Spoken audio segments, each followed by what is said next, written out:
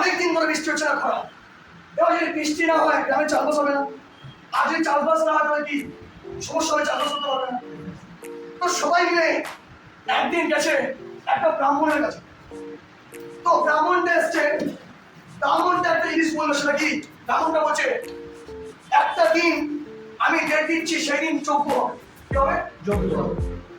একটা শর্ত আছে, যেই শর্ত মেনটেন করতে হলে বৃষ্টি হবে।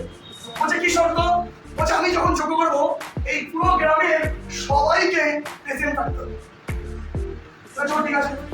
বলছে সবাইকে, বাচ্চা বুড়ো কাকিমা কাকু সবাইকে থাকতে হবে। বলছে ঠিক আছে। যজ্ঞ স্টার্ট হলো। স্টার্ট হওয়ার কিছুক্ষণের মধ্যে অনেকক্ষণ হয়ে যাচ্ছে, বৃষ্টি আর হচ্ছে না। হঠাৎ করে একটা বাচ্চা ছেলে ছাতা নিয়ে আসছে।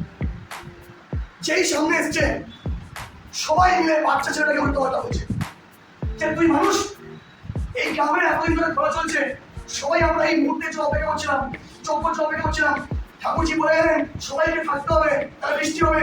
তুই চলে গেলি, তুই এত একবার আসবি না। তখন ওখানে ওই ব্রাহ্মণটা একটা হাসতে হাসতে উত্তর দিল।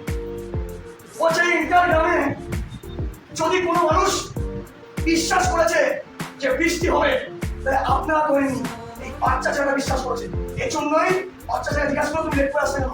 বলছে বৃষ্টি হলে ভাবছি আমি মা ভিজে যাবে, তাহলে কি হবে, মায়ের সেদিকে হবে। তাই আমি বাড়িতে গেছিলাম ছাতাটা আনতে। তার মানে একমাত্র বিশ্বাস বাচ্চা সেটাই করছে। বলছে এই গ্রামে কোনোদিনও বৃষ্টি হবে না, আপনারা বিশ্বাসই করে না, আপনারা ছাতা